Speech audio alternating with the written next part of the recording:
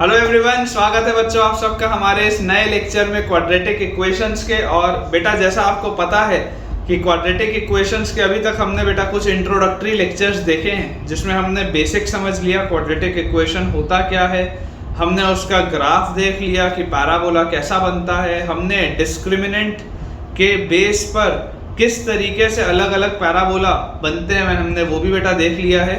और तमाम बेटा जो प्रॉपर्टीज हो सकती हैं पैराबोला की, जैसे कि उसका वर्टेक्स, उसका मैक्सिमम पॉइंट, मिनिमम पॉइंट, ये सारी चीज़ें बेटा अभी तक हमने पढ़ी हैं। आज का लेक्चर बेटा प्योरली हम क्वेश्चन प्रैक्टिस के लिए रखेंगे। बहुत सारे बेटा कंसेप्ट्स हैं क्वाड्रेटिक इक्वेशन में जो आप क्वेश्चंस के थ्रू सीखते हैं, ठीक है। तो एक बेटा बहुत स्ट्रॉन्ग एम्फेसिस हमको पुट करना है क्वेश्चन प्रैक्टिस पे।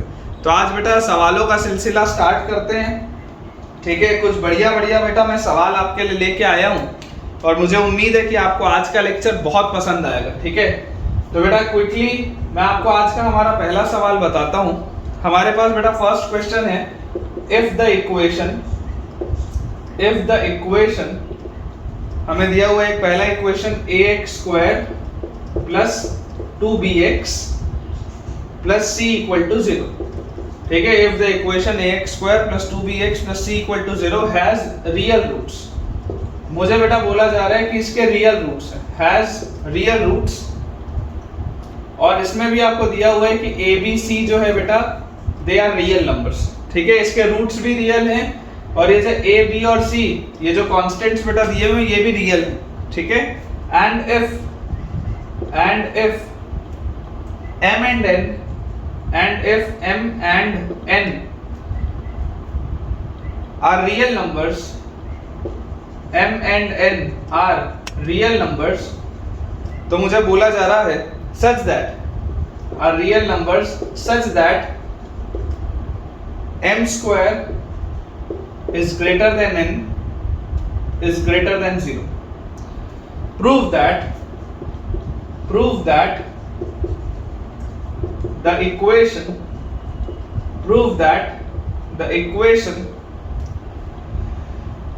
ax² plus 2mbx plus cn equal to 0 has real roots. ये बेटा अपना पहला सवाल है, ठीक है। This is our first question जो हम सॉल्व करने वाले हैं। तो बेटा देखिए, अगर हम इसके सॉल्यूशन की बात करें, अब हमें क्या चीज आती है सबसे पहले हम वो समझते हैं। हमें बोला जा रहा है कि अगर ये एक इक्वेशन है ax² plus 2bx plus c equal to 0, इसके रियल रूट्स, ठीक है। ax² plus 2bx plus c it has real roots. तो याद करो बेटा, रियल रूट्स की कंडीशन मैंने क्या पढ़ी थी कि अगर एक क्वाड्रेटिक इक्वेशन के रूट्स रियल होंगे इसका मतलब उसका डिस्क्रिमिनेंट ग्रेटर देन या इक्वल टू 0 होगा। देखो इसमें रूट्स बेटा इक्वल या अनइक्वल की बात अभी हो ही नहीं रही, अभी बात हो रही है केवल और केवल रियल रूट्स की। तो अगर रियल रूट्स होंगे तो या तो डिस्क्रिमिनेंट पॉजिटिव होगा, मतलब दो अलग अलग रूट्स, या डिस्क्रिमिनेंट इक्वल टू 0 होगा, यानी कि दोनों सेम रूट्स। दोनों ही सिचुएशन में रूट्स तो रियल ही होंगे। ये आपको दिया गया है। अगर d बेटा में ग्रेटर देन इक्वल टू 0 बोलता हूं तो b² मतलब 2b का whole square, b² minus 4ac this will be greater than equal to 0। तो देखो 2 का स्क्वायर बेटा 4 और ये वाला 4 हट जाएगा, मतलब कि यहां से बेटा b² will be greater than equal to ac। ये हमारे पास आएगा बेटा रिलेशन। आप जब इसको सॉल्व करेंगे 4 आप कॉमन लेके काट सकते हैं, b² is greater than equal to ac आपके पास आ जाएगा। अच्छा, इसके बाद हमें क्या बोला जा रहा है, हमें ये भी बेटा बोला जा रहा है m and n are real numbers such that m² is greater than n। ये इक्वेशन 1 है, मुझे m² बेटा n से बड़ा दिया हुआ है। Let us suppose this is equation 2, मुझे m² n से बड़ा दिया हुआ है। Let us suppose this is equation 2 and ये भी पॉजिटिव है ना। देखो n जो है वो 0 से बड़ा है, मतलब n पॉजिटिव है, m² तो पॉजिटिव होता ही है। और यहां पर भी देखो b² जो है वो ac से आपको बड़ा दिया हुआ है। अब मुझे बेटा बोला जा रहा है prove that the equation this equal to 0 has real roots. तो अपन मान लेते हैं बेटा, अपन ऐसा मान लेते हैं कि ये जो ax² plus 2mbx plus Cn equal to 0 है, अगर इसका बेटा मैं डिस्क्रिमिनेंट d बोलूं, अगर मैं आपको बोलूं कि इसका डिस्क्रिमिनेंट हम d मानते हैं, तो इसका डिस्क्रिमिनेंट बेटा अगर d होगा तो d का वैल्यू क्या होगा, b स्क्वायर मतलब 2mb का होल स्क्वायर माइनस 4ac और c की जगह cn, ये होना चाहिए इसका डिस्क्रिमिनेंट। ध्यान से आप देखिए 2 का स्क्वायर 4 कॉमन निकलेगा, अंदर आएगा m square b square minus acn, m square b square minus acn, ये बेटा मेरे पास आएगा m square b square minus acn। थोड़ा अगर आप दिमाग लगाएंगे तो आप ये बात को पाएंगे बेटा, b स्क्वायर जो है वो ac या उससे बड़ा है, m स्क्वायर जो है वो n से बड़ा है। आप सोच के देखो, अगर बेटा मैं आपको बोल दूं कि multiply equation 1 with 2, multiply equation 1 with 2, तो बेटा जैसे ही आप इक्वेशन 1 को 2 से मल्टीप्लाई करेंगे तो देखो LHS और LHS वाला मल्टीप्लाई होके क्या बनाएगा, b स्क्वायर m स्क्वायर, और RHS वाला मल्टीप्लाई होके क्या बनाएगा, ACN। और अपना थोड़ा आप दिमाग लगाओ और दिमाग लगा के सोचो बेटा कि जब आप पॉजिटिव चीजों को मल्टीप्लाई कर रहे हैं तो इनइक्वालिटी का साइन चेंज नहीं होगा। आप बेटा मेथड ऑफ इंटरवल्स में ये चीज पढ़ें, जब भी हम पॉजिटिव चीजों को बच्चों मल्टीप्लाई करते हैं इनइक्वालिटी का साइन चेंज नहीं होता। इनइक्वालिटी का साइन तब फर्क इनइक्वालिटी के साइन को पड़ता है जब आप पॉजिटिव और नेगेटिव चीज को मल्टीप्लाई कर दे, तब दिक्कत आती है। यहाँ पर दिक्कत बेटा बिल्कुल भी नहीं आएगी। तो यहाँ से आप देखो क्लियरली बोल सकते हो कि ये इसका LHS भी पॉजिटिव है, इसका LHS भी पॉजिटिव है, ये भी एक पॉजिटिव क्वांटिटी है, तो b स्क्वायर m स्क्वायर जो होगा क्लियरली बेटा मैं बोल सकता हूँ ACN से क्या आ जाएगा, बड़ा आ जाएगा, क्योंकि n जो है वो इससे छोटा है। अगर ये दोनों इक्वल भी हुए, मान लो अगर b स्क्वायर AC के बराबर भी हुआ, अगर बेटा ये बराबर भी हुआ तब भी b स्क्वायर m स्क्वायर जो होगा वो ACN से तो बड़ा ही होगा, क्योंकि ये वाला m स्क्वायर इससे n से बड़ा है। ठीक है, तो बेटा अगर b square m square ACN से बड़ा आ रहा है, इसका मतलब सोच के देखो, ये b स्क्वायर m स्क्वायर जो है ये ACN से अगर बड़ा आ रहा है, तो क्या मैं ये बोल सकता हूँ कि d जो होगा वो पॉजिटिव होगा, क्योंकि d क्या था, 4 times of m square b square minus ACN। तो अगर बेटा m square b square ACN से बड़ा है, इसका मतलब d will be greater than 0। और अगर बेटा इसका डिस्क्रिमिनेंट ग्रेटर देन 0 आ गया तो क्या ऑटोमेटिकली मैं बोल सकता हूँ क्या कि इसके रूट्स रियल होंगे। सोचो, यही तो मुझे प्रूफ करना था। एक कंडीशन यहां से निकाली, एक कंडीशन बेटा मुझे दी हुई थी, दोनों कंडीशंस का यूज करते हुए मैंने एक ऐसा रिलेशन निकाल लिया जहां से बहुत आसानी से बेटा मैं कंक्लूड ये बात कर सकता हूं कि इसका जो डिस्क्रिमिनेंट होगा, ये वाली क्वाड्रेटिक का बेटा जो डिस्क्रिमिनेंट होगा that will be greater than 0। और अगर डिस्क्रिमिनेंट 0 से बेटा बड़ा आ गया, इट मींस कि इस क्वाड्रेटिक के रियल रूट्स होंगे। ठीक है, आई होप आपको ये पॉइंट समझ में अच्छे से आया होगा। बहुत सारे अपने पास सवाल हैं, ठीक है, और जितने ज्यादा बेटा जैसे हमने ट्रिग्नोमेट्री में बहुत सारे क्वेश्चंस की प्रैक्टिस की है, उसी तरीके से क्वाड्रेटिक में भी बेटा मैं आपको बहुत सारे सवालों की प्रैक्टिस करवाने वाला हूं, क्योंकि आप जितने ज्यादा क्वेश्चंस करेंगे उतना आपको बेटा ज्यादा कंसेप्ट क्लियर होगा। ठीक है, नेक्स्ट बेटा हमारे पास जो क्वेश्चन लिखा हुआ है, अगला सवाल है कि if a plus 4x square minus 2ax plus 2a minus 6 is less than 0 for all x belonging to real number। मतलब कि x की हर वैल्यू के लिए ये जो क्वाड्रेटिक बेटा आपके पास एक लिखी है दैट इज लेस देन 0। सवाल है फाइंड a। आपको बेटा a का वैल्यू सेट बताना है, if this quadratic is less than 0, this is always negative. आप बेटा जरा सोच के देखिए, एक क्वाड्रेटिक में x स्क्वायर का जो कोफिशिएंट होता है, x स्क्वायर का बेटा कोफिशिएंट ये बात को डिसाइड करता है कि आपका क्वाड्रेटिक का माउथ ओपनिंग अपवर्ड्स पैराबोला होगा या माउथ ओपनिंग डाउनवर्ड्स पैराबोला होगा।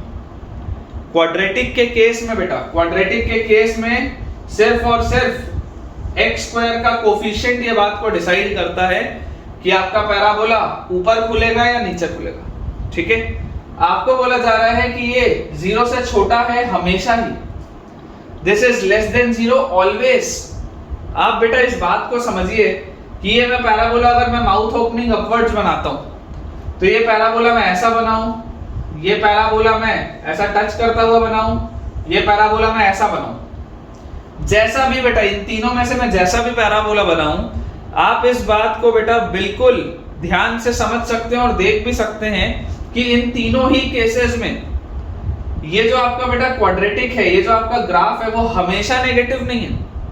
देखो ये वाले में तो हमेशा ही पॉजिटिव है, पहले वाले में, क्योंकि ये एक्स एक्सिस के ऊपर बना हुआ है अंदर वाला। ये वाले में ग्रेटर देन इक्वल टू 0 है, क्योंकि ये इक्वल टू 0 भी हो रहा है या पॉजिटिव है। और ये जो लास्ट वाला है बेटा, ये पॉजिटिव भी है, नेगेटिव भी है और 0 भी हो रहा है। देखो ये वाले रीजन में, ये बेटा आपके पास ये वाले रीजन में क्या है, देखो ये वाले रीजन में ये नेगेटिव है, ठीक है ना, ये वाले रीजन में ये पॉजिटिव है, ये वाले भी रीजन में ये पॉजिटिव है। यहां पर इसकी वैल्यू 0 हो रही है, यहां पर भी इसकी वैल्यू 0 हो रही है। तो ये वाला जो आपका बेटा लास्ट वाला भी क्वाड्रेटिक का मैंने कर्व जो बनाया है, पैराबोला जो बेटा मैंने बनाया है, it is not necessarily always negative. Negative हो रहा है, मैं मानता हूं इस बात को कि ये नेगेटिव हो रहा है, लेकिन हमेशा होगा ऐसा नहीं है। कभी नेगेटिव होगा, कभी पॉजिटिव होगा। मुझे क्या चाहिए, मुझे तो हमेशा ही नेगेटिव चाहिए। अगर मुझे हमेशा ही नेगेटिव चाहिए तो जरा सोच के देखो, एक बेटा मैंने आपके लिए हमेशा ही नेगेटिव के लिए, एक मैंने आपके लिए ये कर्व बनाया है, एक बेटा मैंने आपके लिए ये वाला कर्व बनाया है जो टच करता हुआ जा रहा है, और एक बेटा मैंने आपके लिए ये वाला कर्व बनाया है, ठीक है। ये 6 तरीके के बेटा आप पैराबोला बना सकते हैं। माउथ ओपनिंग अपवर्ड्स में 3, माउथ ओपनिंग डाउनवर्ड्स में 3। आप सबसे जो बड़ा वाला बेटा पैराबोला है, इसमें देखिए ये पॉजिटिव हो रहा है, नेगेटिव भी है, नेगेटिव भी है, लेकिन मुझे तो हमेशा ही नेगेटिव चाहिए। ये जो है ये लेस देन या इक्वल टू 0 है, मतलब ये 0 के भी बराबर हो जा रहा है। मुझे तो हमेशा ही नेगेटिव चाहिए, बीच वाला जो है वो 0 के ही बराबर हो रहा है। लेकिन ये वाला बेटा जो कंडीशन है, ये वाली कंडीशन हमेशा ही नेगेटिव की है। ये वाला जो बेटा मैंने पैराबोला बनाया है, ये छोटा सा पैराबोला, ये पैराबोला जो एक्स एक्सिस के नीचे है, आप इस पैराबोला को बेटा देखकर ये बात को मान सकते हैं कि this parabola is always negative. तो इसकी कंडीशन क्या होती है, इसकी बेटा कंडीशन होती है सबसे पहले this is a mouth opening downwards parabola, मतलब x² का कोफिशिएंट नेगेटिव होना चाहिए। तो पहली चीज तो आ गई कि a+4 0 से छोटा होना चाहिए। तो यहां से बेटा a will be less than -4।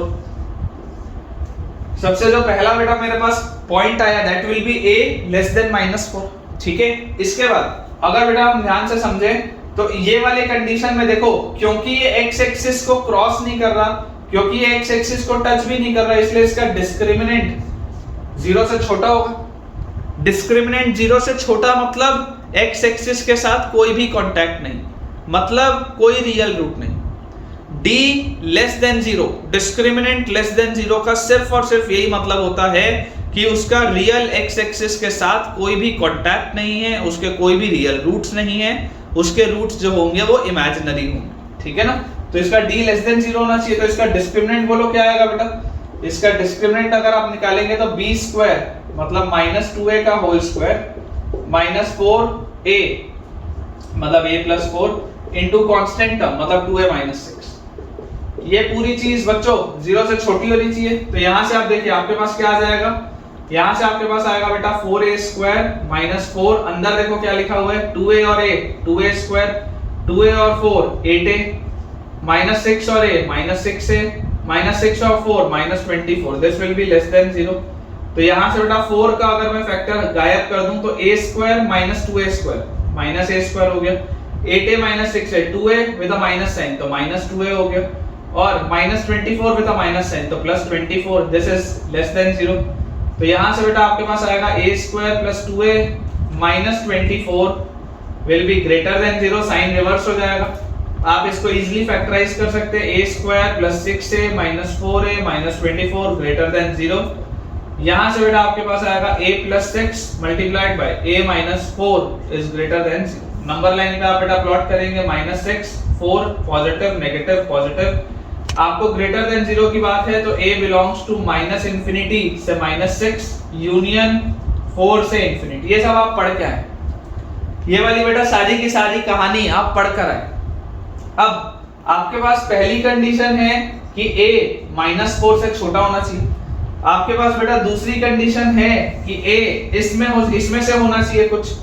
तो आप देखो अगर -4 से बेटा छोटा बोल रहा है, -4 से छोटा बोल रहा है, तो ये वाला तो पार्ट कैंसिल हो जाएगा क्योंकि ये तो 4 से बड़ा है, मेरे को तो -4 से छोटा चाहिए। अच्छा -4 से छोटा, देखो ये वाला पूरा हिस्सा -4 से छोटा है, मतलब कि मेरा फाइनल आंसर इसमें क्या आ जाएगा, ये जो फाइंड a है तो अपना आंसर आ जाएगा बेटा a बिलोंग्स टू -∞ से -6। ठीक है, a की बेटा जो वैल्यू सेट आपके पास आएगी that will be from -∞ to -6। ठीक है, इसमें बेटा देखो और अल्टरनेटिव कैसे क्वेश्चन बन सकते हैं मैं आपको पहले समझा दूं। ये तो हो गया कि अगर ऑप्शंस में सवाल आ गया तो वहां से हमें मिल जाए। इमेजिन करो बेटा अगर मुझे ये क्वेश्चन दिया होता कि find the maximum possible value of या maximum integral possible value of a, कि a का सबसे बड़ा इंटीजर क्या हो सकता है। तो अगर आप -∞ से -6 तक जा रहे हैं तो जरा सोचकर बेटा आप देखिए कि जो सबसे बड़ा इंटीजर या इंटीग्रल वैल्यू a लेगा दैट विल बी -7, क्योंकि -6 पे तो ओपन है, मतलब कि -7 will be the largest integral possible value of a। तो ये सारे बेटा वेरिएशंस है क्वेश्चन के, ठीक है ना। विद टाइम बेटा आप सारी की सारी चीजें सीखते जाएंगे। इतने ज्यादा क्वेश्चंस करवाने के पीछे का बेटा मकसद सिर्फ यही है कि आपका कमांड क्वाड्रेटिक में भी बहुत अच्छे से आ जाए। और हमने बेटा जितने अच्छे से ट्रिग्नोमेट्री डील किया है ऑलमोस्ट 24 लेक्चर्स में, वैसे ही बेटा आप मान के चलिए 20-25 लेक्चर का बहुत आराम से क्वाड्रेटिक भी होगा। तो घबराने की अपने को बेटा कोई बात नहीं है, अपने पास बहुत समय है क्लास 11th में, बहुत ही बेटा अच्छे से अपने को मेहनत अपनी करनी है। अगला बेटा देखो नेक्स्ट हमारे पास जो क्वेश्चन दिया है, नेक्स्ट हमारा जो सवाल है वो हमें बेटा ये बोलता है कि अगर ax² + bx + c = 0, इस क्वाड्रेटिक इक्वेशन के बच्चों दो रूट्स है अल्फा और बीटा। ठीक है, इस क्वाड्रेटिक इक्वेशन के दो रूट्स है अल्फा और बीटा, और इसका बेटा आपको ये भी बोला जा रहा है कि बीटा जो है वो 1 से बड़ा है, अल्फा जो है वो -1 से बड़ा है। बीटा जो है बेटा वो 1 से बड़ा है और अल्फा जो है वो -1 से बड़ा है। और इसका आपके पास एक ग्राफ भी दिया हुआ है। ठीक है, इसका बेटा इस तरीके का एक ग्राफ दिया हुआ है, मैं ग्राफ भी आपके लिए बना देता हूं। कुछ इस तरीके का हमारे पास एक ग्राफ है। ठीक है, this is x axis, this is y axis, और यहां पर बेटा आपको दिया जा रहा है that this point is alpha and this point is beta. Important question है बेटा, है ना। बच्चों को अक्सर ये सारी चीजें समझ ही नहीं आती, तो है अच्छा सवाल है, मतलब आपका कंसेप्ट इससे स्ट्रांग होगा। और आपको बेटा देखो क्लियरली इसमें यह बोला जा रहा है कि बीटा जो है वो 1 से बड़ा है, तो 1 यहां पर कहीं पर होगा, और अल्फा जो है वो -1 से बड़ा है, मतलब -1 यहां पर कहीं पर होगा। ठीक है, ये हमारे पास बेटा सवाल है। हमें इसमें यह पूछा जा रहा है कि find the sign of, sign मतलब आपको पॉजिटिव है या नेगेटिव है ये बताना है। फाइंड द साइन ऑफ, आपको साइन बताना है। सबसे पहला है a, दूसरा है बेटा आपके पास डिस्क्रिमिनेंट d, तीसरा है बच्चों आपके पास सम ऑफ रूट्स, ठीक है, third is sum of roots, fourth option है बच्चों मेरे पास product of roots, fifth option है बेटा मेरे पास constant term c, sixth option है बेटा a + b + c। इन सब का बेटा हमको साइन बताना है, ठीक है ना, इन सब का बेटा हमको साइन बताना है। ऐसे सवाल जनरली बेटा आपको किसी ना किसी इंस्टीट्यूट के मटेरियल में मिलेगा। ठीक है, हो सकता है मिल जाए, ना मिले तो कोई दिक्कत नहीं, अपन तो यहाँ समझ रहे ही हैं। सबसे बेटा पहले हमको देखो बोला जा रहा है कि हमको साइन बताने a का। a क्या है? a is the coefficient of x²। अच्छा, मेरा पहला पैराबोला जो है, पैराबोला बेटा आप देख सकते हैं this is mouth opening downwards parabola. तो अगर माउथ ओपनिंग डाउनवर्ड्स पैराबोला है, इसका मतलब a क्या होगा बेटा? नेगेटिव होगा, इसमें तो कोई डाउट ही नहीं है, क्योंकि ये पैराबोला मुझे दिखाई दे रहा है कि ये पैराबोला नीचे खुल रहा है। इट मींस कि this is a mouth opening downwards parabola, मतलब a जो होगा वो नेगेटिव होगा। अब अगर हम बात करें डिस्क्रिमिनेंट की, तो क्या यहाँ पर बेटा मुझे दो रूट्स दिख रहे हैं? देख लो, मुझे अगर बेटा दो रियल रूट्स दिखाई दे रहे हैं, इसका मतलब इसका डिस्क्रिमिनेंट क्या होगा? पॉजिटिव होगा। अगर ये बेटा दो रियल रूट्स और अलग अलग है, इसलिए देखो मैंने इक्वालिटी भी नहीं लगाई। अलग अलग रूट्स हैं और आपके पास दो अलग अलग रूट्स दिख रहे हैं, रियल रूट्स, इसलिए इसका मतलब क्या है कि discriminant will be greater than 0। तीसरा है सम ऑफ रूट्स। इसमें बेटा बच्चे थोड़ा सा कंफ्यूज होते हैं सम ऑफ रूट्स। तो देखो आपको एग्जैक्ट वैल्यू बेटा अल्फा की नहीं पता, आपको एग्जैक्ट वैल्यू बीटा की भी नहीं पता, लेकिन इस ग्राफ को देखकर आप इस बात को 100% बोल सकते हैं कि बीटा ज्यादा बड़ा है, अल्फा छोटा है। अल्फा जो भी होगा बेटा वो छोटा है, बीटा जो भी होगा वो बड़ा है, ये बात आपको दिख रही। तो जब आप इन दोनों वैल्यूज को बच्चों ऐड करेंगे, जब आप इन दोनों वैल्यूज को ऐड करेंगे तो ये ओवरऑल पूरी की पूरी चीज पॉजिटिव आनी चाहिए। क्यों? क्योंकि पॉजिटिव वाला रूट बड़ा है, नेगेटिव वाला रूट छोटा है, दिखाई दे रहा है। Fourth option is product of roots. Product of roots, product of roots क्या होता है बेटा? आपको देखो दिख रहा है कि एक रूट नेगेटिव है, alpha is a negative root, zero के उस साइड, ओरिजिन के उस साइड। तो एक रूट नेगेटिव है, एक रूट पॉजिटिव है। If one of the root is negative and the other root is positive, तो दोनों का प्रोडक्ट विल बी नेगेटिव। दोनों का प्रोडक्ट बच्चों क्या आ जाएगा? नेगेटिव आ जाएगा, करेक्ट। इसके बाद fifth option is constant term C. Fifth option is constant term C. अब बेटा देखो जो कांस्टेंट टर्म सी है उसको समझने का बहुत एक आसान सा तरीका है कि ये जो आपके पास क्वाड्रेटिक है, मैं अगर बोल दूं कि this is the quadratic function, fx जो फंक्शन है वो क्या है? ax² + bx + c। ये क्वाड्रेटिक आपको फंक्शन दिया हुआ है जिसके दो रूट्स हैं अल्फा और बीटा, यही है वो क्वाड्रेटिक आपका फंक्शन है ना। जब आप उसको जीरो से इक्वेट कर देते हैं तो वो इक्वेशन हो जाता है। अदरवाइज ये आपका fx फंक्शन है, this is a quadratic polynomial. इसमें आप बच्चों ये मुझे बात बताइए कि अगर मैं x की जगह 0 रखूं, अगर बेटा मैं x की जगह 0 रखूं तो क्या f ऑफ 0 का वैल्यू, f ऑफ 0 का वैल्यू क्या आ जाएगा? a इंटू 0 तो 0, b इंटू 0 तो 0, c। क्या f ऑफ 0 का वैल्यू c आ जाएगा क्या? जैसे ही आप x की जगह 0 रखेंगे तो f of 0 will be equal to c आ जाएगा, ये दोनों तो 0 0 हो जाएंगे। मतलब कि फंक्शन की वैल्यू 0 पर जो होगी that will be your constant term. आप ये बोल सकते हैं नोट क्या है? नोट ये है फंक्शन की वैल्यू 0 पर जो होती है that is your constant term. Constant term क्या होता है? फंक्शन की जो भी वैल्यू 0 पर आएगी that will be my constant term. तो अगर बेटा f0 का वैल्यू c है तो आप ये मुझे यहां पर इधर देखिए बेटा ग्राफ में, ये पॉइंट से ये पॉइंट तक फंक्शन का वैल्यू 0 पर क्या आ रहा है? ये आ रहा है ना, देखो ग्राफ आपका ऐसा जा रहा है, 0 पर इसकी वैल्यू जो भी होगी दैट विल बी c। तो क्या मैं ये देख पा रहा हूं कि फंक्शन की वैल्यू 0 पर पॉजिटिव दिख रही है? देखो y axis, positive y axis से ये कट करके जा रहा है, तो c विल बी पॉजिटिव। ये एक इंपॉर्टेंट चीज है बेटा जो आपने सीखी, ठीक है, ये एक इंपॉर्टेंट चीज है बेटा जो आपने सीखी। अच्छा लास्ट है a + b + c। इसमें भी बच्चों को कंफ्यूजन होता है, a + b + c। आप बच्चों इस बात को ऐसे समझिए कि अगर आपको a + b + c बोला जा रहा है तो a + b + c क्या होता है? बेसिकली नोट पॉइंट में ये तो पहला हो गया constant term. a + b + c is sum of coefficients, sum of coefficients जो होता है that is a + b + c। दिख रहा है? कोफिशिएंट्स का सम, कोफिशिएंट्स का सम, कांस्टेंट टर्म, ये b भी कोफिशिएंट है और a भी कोफिशिएंट है, इनका सम क्या है? a + b + c है। क्या अगर मैं आपको बोलूं कि ये fx जो क्वाड्रेटिक पॉलिनोमियल था, जब मैंने x की जगह 0 रखा तो मुझे ये मिला। अगर मैं आपको बोलता पुट x = 1, x की वैल्यू बेटा अगर मैं आपसे 1 रखवाता तो सोच के देखो f ऑफ 1 क्या आता? f ऑफ 1 क्या मेरे पास a × 1 का स्क्वायर मतलब 1 प्लस b × 1 मतलब b प्लस c, ये आता क्या? f ऑफ 1 का वैल्यू क्या आ जाता? a + b + c। तो सम ऑफ कोफिशिएंट्स जो होता है this is f of 1। Sum of coefficients जो होता है बेटा दैट इज f ऑफ 1। तो आप मुझे जरा देखकर बताइए 1 पर बेटा ये फंक्शन की वैल्यू क्या है? क्या ये 1 पर बेटा फंक्शन की वैल्यू पॉजिटिव दिख रही है क्या? देखो ऊपर है ना, 1 पर फंक्शन की जो भी वैल्यू होगी वो पॉजिटिव दिख रही है, मतलब a + b + c भी बेटा पॉजिटिव होगा, ठीक है, a + b + c भी पॉजिटिव होगा। तो एक बार अपन अपने आंसर्स चेक कर लेते हैं।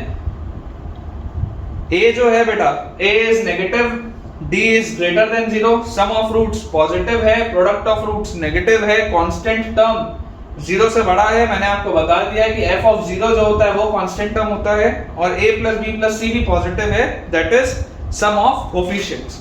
ठीक है ना, सम ऑफ कोफिशिएंट्स बेटा। बोर्ड अपन अपना क्लियर कर लेते हैं।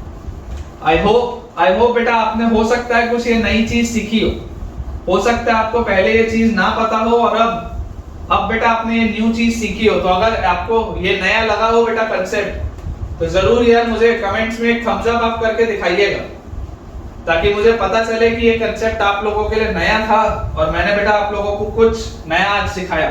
ठीक है, जरूर आप मुझे बताइएगा। तो अब बेटा अपने को कुछ स्पेशल केसेस लेने हैं। ठीक है, अपने को बेटा कुछ स्पेशल केसेस लेने हैं। थोड़ा सा थ्योरेटिकल पोर्शन है लेकिन बहुत जरूरी है बेटा, it is a very important topic. कुछ स्पेशल केसेस है। पहला बेटा स्पेशल केस है, फर्स्ट स्पेशल केस है when both roots are 0।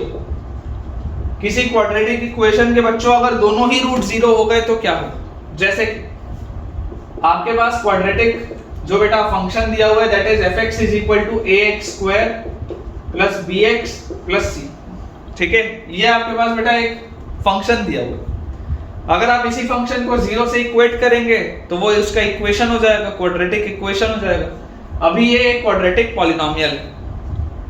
अब अगर बेटा मैं आपको बोल रहा हूं कि इसके दोनों ही roots 0, both of the roots are 0, तो जरा बेटा ध्यान से सोचिए कि अगर दोनों ही रूट 0 होंगे इसका मतलब क्या है? इसका मतलब है बेटा सम ऑफ रूट्स, अगर दोनों ही रूट 0 है तो सम ऑफ रूट्स भी 0 होगा, और प्रोडक्ट ऑफ रूट्स, अगर दोनों ही रूट्स 0 हैं तो प्रोडक्ट ऑफ रूट्स भी 0 होगा बेटा। ठीक है, सम ऑफ रूट्स भी बच्चों 0 आएगा, प्रोडक्ट ऑफ रूट्स भी हमारे पास 0 आएगा। जब तक बेटा मैं इंक भर रहा हूं तब तक आप लोग एक बार जरूर इसको अटेम्प्ट करके देखिए। ठीक है ना, आप लोग बेटा एक बार इसको जरूर अटेम्प्ट करके देखिए कि आपसे ये बन पा रहा है या नहीं बन पा रहा। बहुत ही इंपॉर्टेंट बेटा, बहुत ही इंपॉर्टेंट ये स्पेशल केसेस हैं, इसलिए मैं इसको आपको अलग से एक हेडिंग के अंदर पढ़ा रहा हूं ताकि आपको बेटा और अच्छे से इसमें क्लैरिटी आ पाए। तो देखिए, अगर हम बात करें सम ऑफ रूट्स की, तो सम ऑफ रूट्स क्या होता है बेटा? सम ऑफ रूट्स होता है -b/a, सम ऑफ रूट्स होता है -b/a। अगर बेटा -b/a 0 है, this implies b will be 0। ये b 0 होगा तभी तो -b/a भी 0 आएगा। अच्छा, प्रोडक्ट ऑफ रूट्स क्या होता है? प्रोडक्ट ऑफ रूट्स होता है बेटा c/a, product of roots is c/a। तो अगर c/a 0 है इसका मतलब c भी तो 0 है। अगर बच्चों c/a 0 है इसका मतलब c भी 0 होगा। तो आपका ये जो क्वाड्रेटिक किस बात में कन्वर्ट हो गया? क्वाड्रेटिक आपका बेटा बचा सिर्फ ax², क्योंकि जैसे b 0 हुआ बेटा, जैसे b 0 हुआ तो ये तो 0x हो गया, लिखने की जरूरत नहीं। जैसे c 0 हुआ तो ये तो कांस्टेंट टर्म भी 0 हो गया, लिखने की जरूरत नहीं। मतलब आपका बेटा जो क्वाड्रेटिक आया that is fx is equal to ax²। fx is equal to ax², ये एक ऐसा क्वाड्रेटिक है जिसके दोनों ही रूट 0 होंगे। अब अगर बेटा सोचो a पॉजिटिव होगा तो इसका ग्राफ कुछ ऐसा बनेगा, देख लो दोनों रूट 0 पे आ रहे। अगर बेटा a नेगेटिव हुआ तो इसका ग्राफ कुछ ऐसा बनेगा, दोनों रूट्स आप देख सकते हैं बेटा अभी भी 0 पर आ रहे। जब a पॉजिटिव है तो माउथ ओपनिंग अपवर्ड्स, जब a नेगेटिव है तो माउथ ओपनिंग डाउनवर्ड्स, और दोनों ही रूट्स बेटा 0 पर, दोनों ही रूट्स आपके पास 0 पर आ रहे। ठीक है, तो ये बेटा हमारा पहला स्पेशल केस हो गया, जब दोनों रूट्स बेटा क्या होते हैं? 0 पर होते हैं, है ना। When both the roots are 0, तो ये हो गया हमारा फर्स्ट केस। अब बेटा हम अपना सेकंड वाला केस करते हैं। ठीक है, सेकंड वाला बेटा अपन केस करते हैं। बोर्ड अपन पहले जल्दी से क्लियर कर लें और उसके बाद फिर हम अपना सेकंड केस करते हैं। देखिए, सेकंड वाले बेटा केस में आपको बोला जा रहा है, सेकंड वाले केस में बेटा आपको बोला जा रहा है इफ एग्जैक्टली वन रूट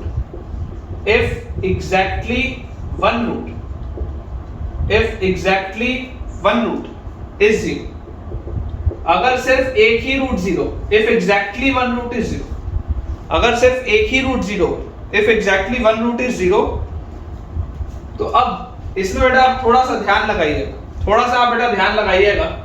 कि इसका एक रूट 0 है, दूसरा रूट मान लो अल्फा, दूसरा रूट अल्फा मान लो, अल्फा नॉन जीरो होगा, सिर्फ एक रूट 0 है, दूसरा रूट नॉन जीरो होगा। तो अगर बेटा एक रूट 0 है तो सम ऑफ रूट्स क्या होगा? सम ऑफ रूट्स होगा अल्फा, क्योंकि अल्फा प्लस 0 क्या होता है? अल्फा प्लस 0 तो अल्फा होगा, और सम ऑफ रूट्स आएगा माइनस बी बाई ए। तो यहां से तो देखो मैं कुछ भी अच्छे से कंक्लूड नहीं कर पा रहा, यहां से बेटा मैं कुछ भी अच्छे से कंक्लूड नहीं कर पा रहा। लेकिन अगर मैं प्रोडक्ट ऑफ रूट्स की बात करूं, प्रोडक्ट ऑफ रूट्स, ध्यान से बेटा समझिएगा, प्रोडक्ट ऑफ रूट्स, जैसे ही आप इन दोनों को मल्टीप्लाई करेंगे प्रोडक्ट ऑफ रूट्स तो 0 हो जाएगा। और प्रोडक्ट ऑफ रूट्स होता क्या है? c बाय a होता है। अच्छा, अगर c बाय a 0 है, इसका मतलब c की वैल्यू 0 आएगी, ये मैं डेफिनेटली कंक्लूड कर सकता हूं। सम वाले में बेटा, सम वाले में मैं कुछ भी डेफिनेटली कंक्लूड नहीं कर पा रहा था, लेकिन प्रोडक्ट वाले में ये बात मैं डेफिनेटली बोल सकता हूं कि c की वैल्यू 0 होगी। अब अगर बेटा c की वैल्यू मेरे पास 0 आ गई, इसका मतलब मेरा क्वाड्रेटिक किस में कन्वर्ट हो गया? मेरा बेटा क्वाड्रेटिक हो गया convert ax square plus bx में। c वाला टर्म तो 0 है, b पर आप कुछ कमेंट कर नहीं सकते थे, तो आपका क्वाड्रेटिक कन्वर्ट हो गया fx is equal to ax square plus bx। और यहां से बेटा आप बोल सकते हैं, अगर आप x कॉमन लेंगे तो this will B ax plus b, x into ax plus b। तो आपको क्लियरली दिखाई दे रहा है कि एक रूट तो 0 है। अब बेटा ध्यान से समझिएगा, जो मैं आपको केसेस बना के दिखा रहा हूं, बहुत ध्यान से समझिएगा। अगर a पॉजिटिव है, अगर a पॉजिटिव है तो आपके पास किस तरीके का ग्राफ बन सकता है मैं आपको बता देता हूं। ये पहला केस है और ये बेटा आपके पास दूसरा केस है।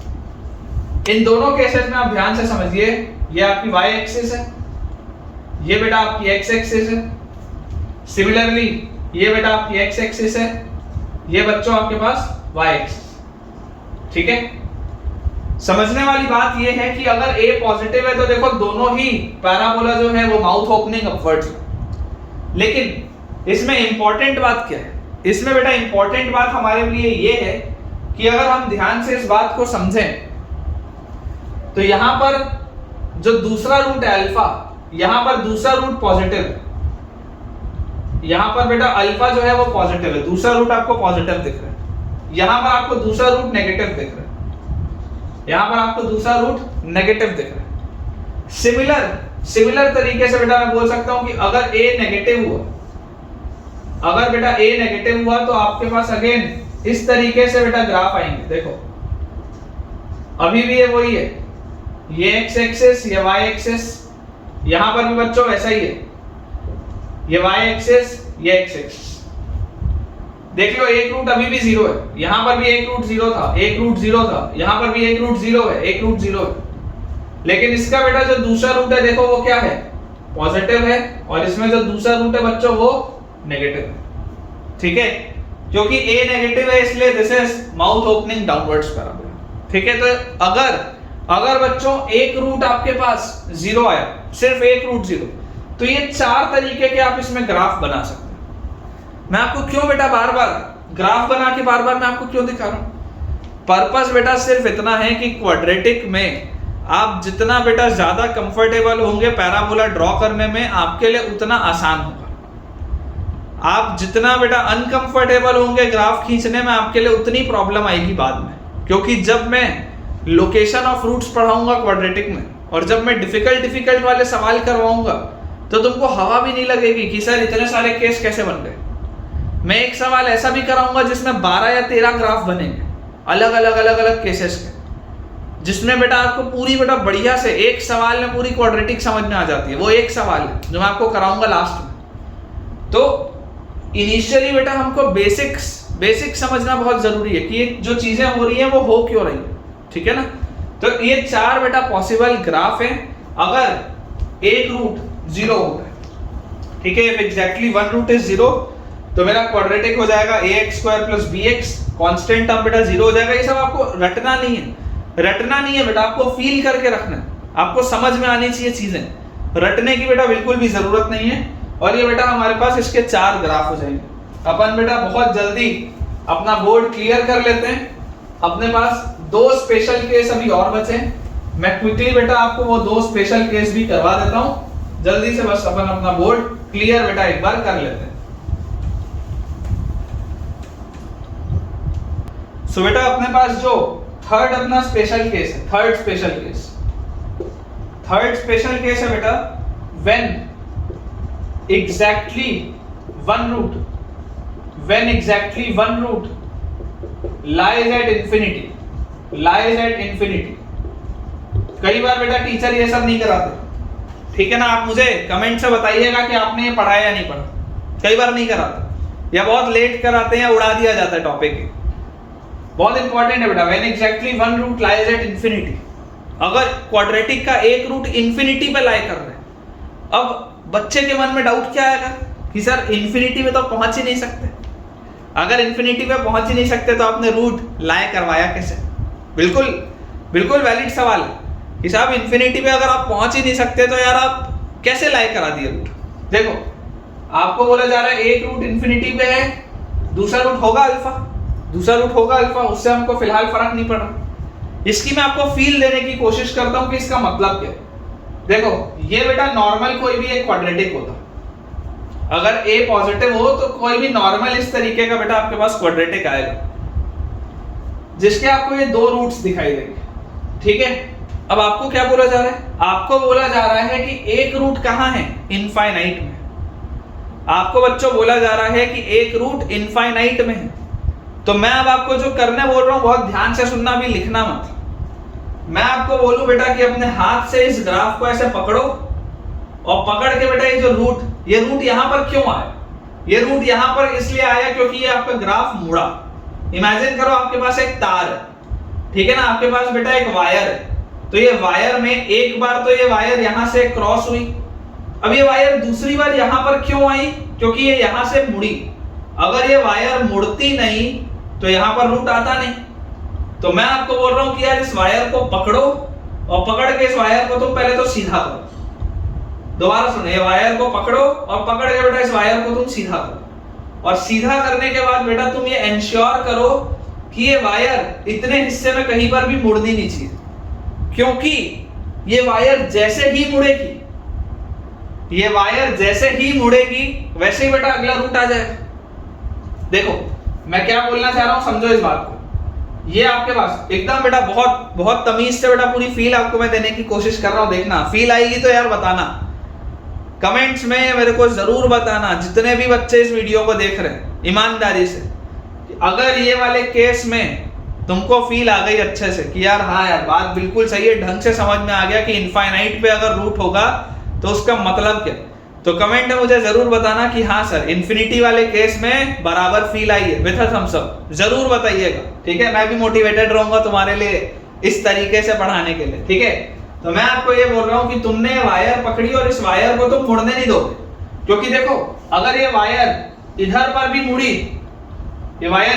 मुड़ी, तो मुड़ने के बाद रूट आ जाएगा। पर मैं क्या चाहता हूं, मैं चाहता हूं कि मेरा रूट कहां पर आए? मैं चाहता हूं मेरा रूट इन्फिनिटी में, मैं चाहता हूं बेटा मेरा रूट इन्फिनिटी में है। तो तुम इस वायर को मुड़ने नहीं दे सकते। यहां पर इस बात को तुमको बेटा रियलाइज करना पड़ेगा कि ये वायर जैसे ही मुड़ेगी वैसे ही रूट आ जाएगा।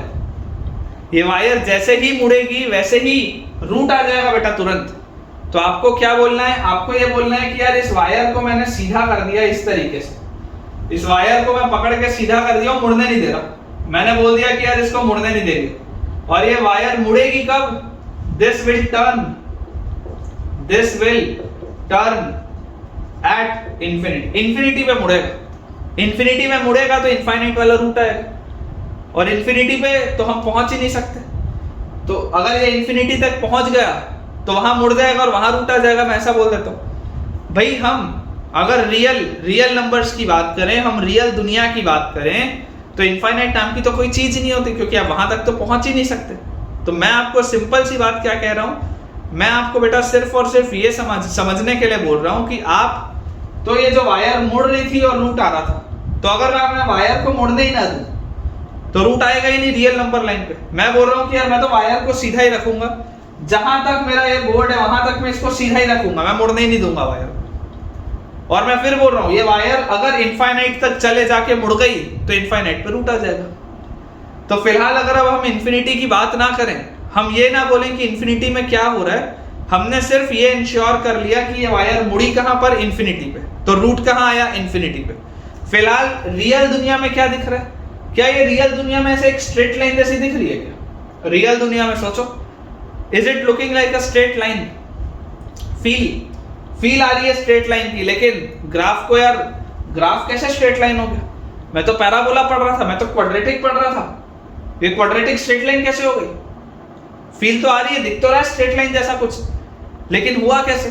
तो बेटा मैं आपको उसमें ये बोलूंगा कि जरा दिमाग लगाइए कि अगर x इंफिनिटी की तरफ जा रहा है, अगर एक रूट इनफाइनाइट हो रहा है, अगर एक रूट इनफाइनाइट हो रहा है, तो मैं आपको बोल देता हूं रिप्लेस, बहुत ध्यान से समझिएगा ढंग से, replace x with 1/t।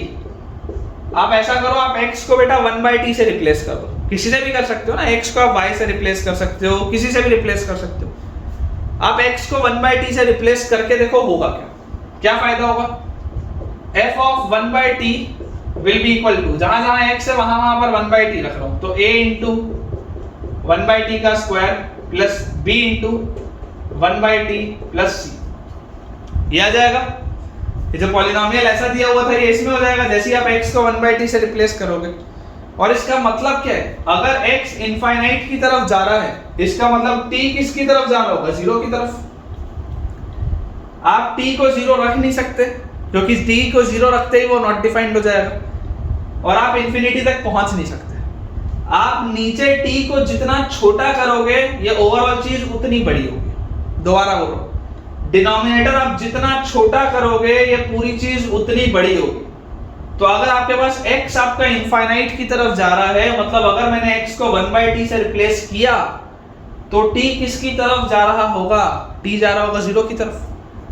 x जा रहा है इनफाइनाइट की तरफ, लेकिन t जा रहा है 0 की तरफ। तो यहां से आप बेटा देखिए कि अगर आपके पास लिखा हुआ है a/t square plus b/t plus c equal to 0, अगर मैंने आपके इक्वेशन को इसमें कन्वर्ट कर दिया, अगर बेटा मैंने आपके इक्वेशन को इसमें कन्वर्ट कर दिया, तो यहां से मेरे पास क्या आ रहा है, एलसीएम अगर आप लोगे तो a plus bt plus ct square equal to 0 आएगा। एलसीएम लेते ही क्या आएगा, a plus bt plus ct square आ जाएगा, और बाय जो t स्क्वायर था उसको भेज दो RHS में 0 के पास, क्या फर्क पड़ रहा, कोई फर्क नहीं पड़ रहा। तो यहां से देखो आपका क्वाड्रेटिक कन्वर्ट हो गया किसमें, थोड़ा सा रीअरेंज करके लिख रहा हूं, ct square plus bt plus a equal to 0, अच्छे से कन्वर्ट करके लिख दिया मैंने, ठीक है। यहां पर बेटा अब आप फील लीजिए, t किसकी तरफ जा रहा है, 0 की तरफ। ये वाले क्वाड्रेटिक में एक रूट इनफाइनाइट की तरफ जा रहा था, क्योंकि उस समय x इनफाइनाइट की तरफ जा रहा था। लेकिन जैसे ही मैंने x को 1/t से रिप्लेस किया, और मैं बोल रहा हूं कि अगर x इनफाइनाइट की तरफ जा रहा होगा, उसका मतलब ये है कि t 0 की तरफ जा रहा होगा। दैट मींस कि इस क्वाड्रेटिक का एक रूट 0 की तरफ जाना चाहिए। अगर ये वाले क्वाड्रेटिक का एक रूट इंफिनिटी की तरफ जा रहा था, तो ये वाले क्वाड्रेटिक का एक रूट 0 की तरफ जाना चाहिए, क्योंकि मैंने इसको 1/t से रिप्लेस किया। और जैसे ही बेटा आप 0 की तरफ लेके जाओगे, तो अभी आप पढ़ के आए हो, when exactly one root is at 0, product of roots क्या होता है, बोलो, प्रोडक्ट ऑफ रूट्स बेटा आपके पास आ जाएगा 0, क्योंकि अगर एक रूट 0 हुआ है तो product of roots will be 0। और प्रोडक्ट ऑफ रूट्स होता क्या है, constant term by coefficient of x square, constant term by coefficient of x square जैसे आप करोगे तो कांस्टेंट टर्म क्या है, a by coefficient of t square क्या है, c। तो अगर बेटा a बाय c की वैल्यू 0 है, this implies a will be 0, this implies a will be 0। वापस पूरा चीज एक बार समझाऊंगा, लेकिन समझो जो लिखा हुआ बेटा बिल्कुल सही है। a क्या हो गया, a 0 हो गया, और जैसे ही बेटा a 0 हो गया तो जरा सोच के देखो, अब आपका जो क्वाड्रेटिक था fx, वो fx किस में कन्वर्ट हो गया, जैसे ही a 0 हुआ, this quadratic has been converted into a linear polynomial। देख लो, अगर a 0 होगा तो ये वाला टर्म गायब, a के 0 होते ही ये वाला टर्म गायब, तो fx क्या हो गया, bx plus c। bx plus c मतलब it is a linear polynomial, और लीनियर पॉलिनोमियल का ग्राफ कैसा दिखता है, स्ट्रेट लाइन दिखता है। ठीक है, तो थोड़ी बहुत तो देखो तुमको फील आई होगी। जो चीज समझने की है वो क्या है कि अगर एक रूट इनफाइनाइट पर जाता है, अगर एक रूट इनफाइनाइट पर जाता है तो फिर तुम्हारा इक्वेशन क्वाड्रेटिक नहीं बचता, फिर तुम्हारा इक्वेशन कन्वर्ट हो जाता है एक स्ट्रेट लाइन में। वो कन्वर्ट हो जाता है एक स्ट्रेट लाइन में, फिर वो क्वाड्रेटिक नहीं बचता। क्योंकि अगर क्वाड्रेटिक है तो उसमें आप रियल वैल्यूज की बात करेंगे। रियल वैल्यूज में इनफाइनाइट नाम की कोई चीज नहीं होती। इनफाइनाइट नाम की बेटा, क्योंकि आप इनफाइनाइट तक पहुंच नहीं सकते ना। रियल नंबर लाइन का मतलब क्या होता है, रियल नंबर लाइन का मतलब होता है वो सारी वैल्यूज जो आप अटेन कर सकते हैं। आप इनफाइनाइट की तरफ जाने की कोशिश कर सकते हैं, आप इनफाइनाइट पर पहुंच नहीं सकते। एक्स इनफाइनाइट की तरफ जा रहा है, एक्स इनफाइनाइट हुआ नहीं। मैंने x इक्वल टू इंफिनिटी नहीं लिखा, x टेंड्स टू इंफिनिटी लिखा है, x इंफिनिटी की तरफ जा रहा है। यहां पर देखो when exactly one root lies at infinity, कि वो इंफिनिटी की तरफ लाई कर रहा है, इंफिनिटी पर लाई नहीं कर रहा, इंफिनिटी की तरफ लाई कर रहा है। इसीलिए मैंने आपको क्या बोला था कि ये जो आपका पैराबोला था, इसको एक वायर समझो, वायर एक साइड से पकड़ो और ये बोल दो कि भाई मैं इस वायर को घूमने नहीं दूंगा, क्योंकि अगर वायर घूम गया तो दूसरा रूट आ जाएगा, तो मैं वायर घूमने ही नहीं दूंगा। और अगर मैं वायर घूमने ही नहीं दूंगा तो दूसरा रूट आएगा ही नहीं। और वायर अगर मैं बोलता हूं जाके घूमेगा इनफाइनाइट पे, तो दूसरा रूट भी आएगा इनफाइनाइट पे। तो मैंने आपको बोला x अगर इंफिनिटी पे था तो आप x को 1/t से रिप्लेस कर दो, तो x इनफाइनाइट हो रहा है, इसका मतलब t 0 हो रहा होगा, तभी तो 1/0 इंफिनिटी की तरफ होगा।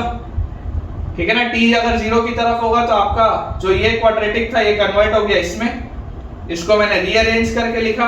अब मैं आपको बोल रहा हूं कि इसका अगर एक रूट 0 पर है, इसका एक रूट इंफिनिटी पे था, इसका एक रूट अब 0 पर है, तो 0 वाले के लिए प्रोडक्ट ऑफ रूट्स क्या होता है, कांस्टेंट टर्म होता है coefficient of t square.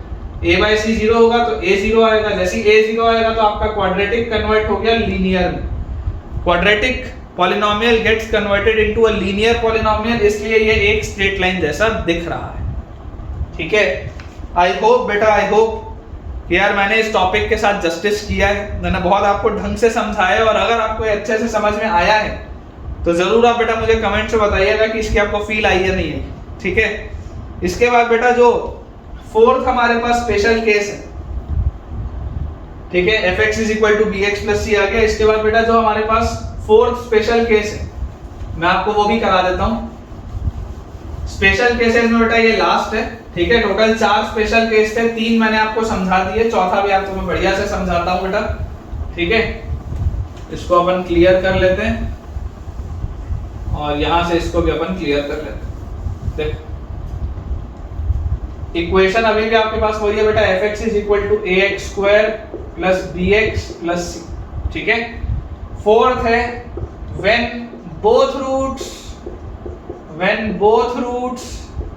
lie at infinity, when both roots lie at infinity, दोनों ही रूट्स अगर इंफिनिटी पे लाई करें तो, इसके मैं बोल रहा हूं दोनों ही रूट्स अगर इंफिनिटी पे लाई करें तो इसका मतलब क्या था, जरा सोचो, फील लेके सोचो। ये आपके पास क्वाड्रेटिक था, ये आपके पास क्वाड्रेटिक था पैराबोला। आप इमेजिन करो बेटा, अगर इसके दोनों ही रूट्स इंफिनिटी पे लाई करने चाहिए, अगर इसके बेटा दोनों ही रूट्स इंफिनिटी पे लाई करने चाहिए, इसका मतलब क्या है कि यार ये दोनों तरफ से वायर को पकड़ के सीधा करना पड़ेगा। फिर बोल रहा हूं, ध्यान से सुनो, दोनों तरफ से वायर को पकड़ के सीधा करना पड़ेगा, क्योंकि अगर मैं दोनों तरफ से वायर को पकड़ के बेटा इसको सीधा, ऐसा पूरा सीधा कर दूंगा तो ऑटोमेटिकली वायर मुड़ेगी नहीं, वायर मुड़ेगी नहीं तो रूट आएगा नहीं। और मैं बोल दूंगा कि वायर कहां मुड़ेगी, तो वायर मुड़ेगी इंफिनिटी पे जाके, तो दोनों रूट आएंगे इंफिनिटी पे। लेकिन अगर बेटा आप इन दोनों को सीधा कर दें, अगर आप बेटा दोनों को सीधा कर दें कि मैं मुड़ने दूंगा ही नहीं, तो जरा सोच के देखो, फील लेके देखो, क्या ये एक कांस्टेंट ऐसी एक लाइन दिखेगी क्या? पिछले वाले में लाइन ऐसी थी, पिछले वाले में इस तरीके की लाइन थी, इसलिए y इज इक्वल टू या fx is equal to bx plus c का फॉर्म मिला। लेकिन यहां पर सोचो, जब आपने दोनों ही इसको मोड़ के सीधा कर दिया तो क्या ये एक ऐसा कांस्टेंट लाइन दिखेगी क्या? फील लेके देखो। देखो आप जैसे ही इसको बोलोगे मैं आपको वापस बोलूंगा आप x को बच्चों 1/t से रिप्लेस कर दो। तो अगर x इनफाइनाइट की तरफ जाता है तो t 0 की तरफ जाएगा। यहां पर आपके पास f ऑफ 1/t क्या आ जाएगा, a/t² plus b/t plus c। इस पूरी चीज को बेटा अगर मैं 0 से इक्वेट कर दूं तो मेरे पास आएगा a plus bt plus ct² equal to 0। ठीक है, इसे थोड़ा सा अगर अच्छे से रीअरेंज करें तो ct² plus bt plus a equal to 0। और इसके अगर दोनों रूट इंफिनिटी पे थे तो इसके दोनों रूट 0 पर होंगे, और अगर इसके दोनों रूट 0 पर होंगे इसका मतलब सम ऑफ रूट्स भी 0 होगा और प्रोडक्ट ऑफ रूट्स भी 0। अगर बच्चों दोनों ही रूट 0 हैं तो दोनों का सम भी 0 होगा, दोनों का प्रोडक्ट भी 0 होगा। अब सम ऑफ रूट्स क्या होता है, सम ऑफ रूट्स होता है माइनस बी बाय सी। यहां से देखो माइनस बी बाय सी, तो अगर माइनस बी बाय सी 0 है this implies b is equal to 0। अच्छा प्रोडक्ट ऑफ रूट्स क्या होता है, a बाय c। यहां से देखो a बाय c, तो अगर a बाय c 0 है दिस इंप्लाइज a भी 0 है। तो तुम्हारे पास क्या आ गया, a भी 0 आ गया, b भी 0 आ गया। थोड़ा सा इसको फास्ट क्यों बता रहा हूं, क्योंकि पिछले वाले को बहुत ढंग से समझाया इसलिए। तो यहां से बेटा देखिए आपके पास fx क्या आ जाएगा, a भी 0 b भी 0। क्या fx is equal to c आ गया क्या। जो मैं आपको बोल रहा था एक कांस्टेंट लाइन दिखेगी, क्या वो एक कांस्टेंट लाइन दिख रही है क्या। इमेजिन करो ये अगर तुम्हारा x एक्सिस और y एक्सिस था और अगर तुमने इसको सीधा कर दिया तो क्या ये एक कांस्टेंट लाइन जैसा दिखेगा क्या। सोच के देखो बेटा, क्या ये एक कांस्टेंट लाइन जैसा दिखेगा। और हम इसमें क्या बोलेंगे कि हम इस कांस्टेंट लाइन को मुड़ने देंगे ही नहीं। हम अगर इस कांस्टेंट लाइन को अपने रियल नंबर पे मुड़ने ही नहीं देंगे तो यार ये तो एक ऐसा स्ट्रेट लाइन दिखेगी, ऐसी वाली fx इक्वल टू कांस्टेंट वाली स्ट्रेट लाइन दिखेगी। और मैं बोल दूंगा कि ये जाके मुड़ेगा कब, इनफाइनाइट में। ये अगर जाके मुड़ेगा इनफाइनाइट में तो रूट भी आएगा दोनों इनफाइनाइट में। ठीक है, तो इसमें बेटा हमारे पास अगर आप ये इंश्योर कर लेते हैं कि दोनों रूट इंफिनिटी पे हैं तो आपका जो fx होगा that will be a constant function. ठीक है, fx will be a constant function. I hope बेटा आपको ये वाला पॉइंट भी अच्छे से समझ में आया होगा। तो एक बार बेटा अपन अपना बोर्ड अच्छे से क्लियर कर लेते हैं और एक प्रैक्टिस का बेटा क्वेश्चन बनाते हैं। ठीक है, एक सिंपल सा सवाल बनाते हैं अपन, थोड़ा अलग सवाल है, इससे इसका कोई लेना देना नहीं है ना। इन चारों स्पेशल केसेस से इसका कोई लेना देना नहीं है जो अभी हम बेटा जो क्वेश्चन बनाएंगे। अटेम्प्ट एक करते हैं सवाल। ठीक है, आई होप आपको ये वाला बेटा थ्योरेटिकल पॉइंट अच्छे से क्लियर हुआ होगा। क्वेश्चन है बेटा हमारे पास, if a quadratic equation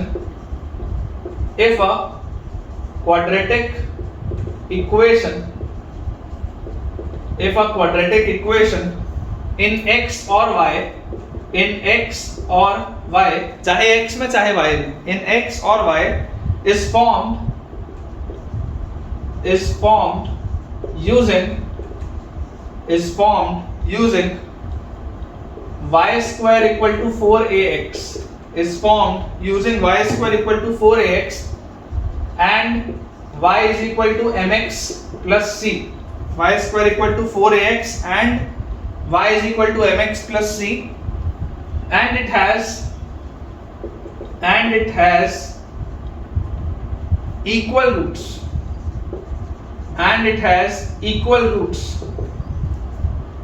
prove that c is equal to a by m। तो बेटा ये जो मैंने आपको क्वेश्चन दिया है, ये क्वेश्चन बेटा क्लास 11th में एक चैप्टर आएगा कोनिक सेक्शन के अंदर एक सब चैप्टर आएगा पैराबोला। ठीक है, पैराबोला एक पर्टिकुलर चैप्टर, क्वाड्रेटिक वाला पैराबोला तो छोटा सा है कि क्वाड्रेटिक का ग्राफ होता है पैराबोला, लेकिन पैराबोला अपने आप में एक चैप्टर भी है जिसकी बहुत सारी प्रॉपर्टीज और बहुत सारी और भी चीजें होती हैं। उस चैप्टर में बेटा ये जो इक्वेशन है ना y is equal to mx plus c, ये एक स्ट्रेट लाइन का इक्वेशन होता है और जब c की वैल्यू a by m होती है तो ये उस पैराबोला का टेंजेंट होता है। ये सब आएगा। फिलहाल हमें तो नॉर्मली इसे एज अ क्वाड्रेटिक का सवाल सॉल्व करना है तो हम इसको सॉल्व कर लेते हैं, लेकिन मैं आपको फॉर फ्यूचर रेफरेंस बता रहा हूँ कि ये पूरी चीज दोबारा आएगी पैराबोला वाले चैप्टर में। ठीक है, आप अगर कहीं पर चाहें तो लिख कर रख लें कि this will be the equation of the tangent of parabola. चाहो आप अगर तो लिख कर इसको रख सकते हो कि ये टेंजेंट का इक्वेशन है बेटा, ये जो y = mx + c है ना, जहां पर c a/m होता है, ये टेंजेंट का इक्वेशन होता है पैराबोला पे। जैसे आप सर्कल पढ़े क्लास 10th में, सर्कल के ऊपर आप टेंजेंट ड्रॉ करते थे, उसी तरीके से बच्चों पैराबोला पर भी हम टेंजेंट बना सकते हैं। ये उसी टेंजेंट के इक्वेशन की बात हो रही है। फिलहाल मुझे उससे कोई लेना देना नहीं है, मैं तो नॉर्मली सॉल्व करता हूं कि if a quadratic equation in x और y is formed using y² = 4ax, y² की वैल्यू 4ax है और y की वैल्यू है mx + c। ठीक है, इसमें बेटा आपको बोला जा रहा है कि अगर आप एक क्वाड्रेटिक इक्वेशन बनाते हैं चाहे x में चाहे y में, तो अपन x में बना लेते हैं। देखो y क्या है, mx + c है, इसको यहां पर सब्स्टिट्यूट कर देते हैं, तो हमारे पास आ जाएगा mx + c का होल स्क्वायर = 4ax, y की जगह mx + c डाल दिया। इसको सॉल्व करूंगा तो एक क्वाड्रेटिक आ जाएगा। देखो क्या आएगा, m² x² + 2cmx + c² = 4ax आएगा, है ना। m² x² + 2cmx और प्लस c² = 4ax आएगा। और यहां से अगर मैं थोड़ा सा इसको रीअरेंज करूं तो मेरे पास आएगा बेटा m² x² + 2cm - 4a * x + c² = 0। ये बेटा मेरे पास एक क्वाड्रेटिक बनेगा।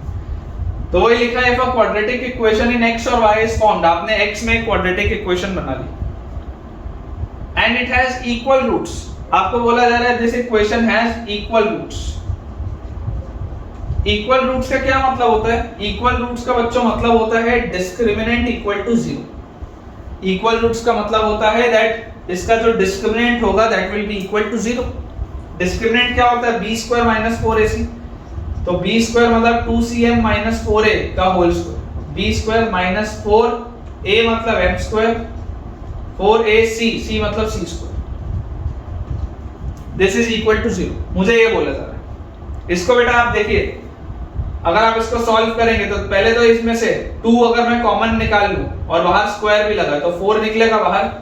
अंदर देखो क्या होगा, cm का c² m², 2a का 4a² और -2 * cm * 2a, तो -4acm आएगा।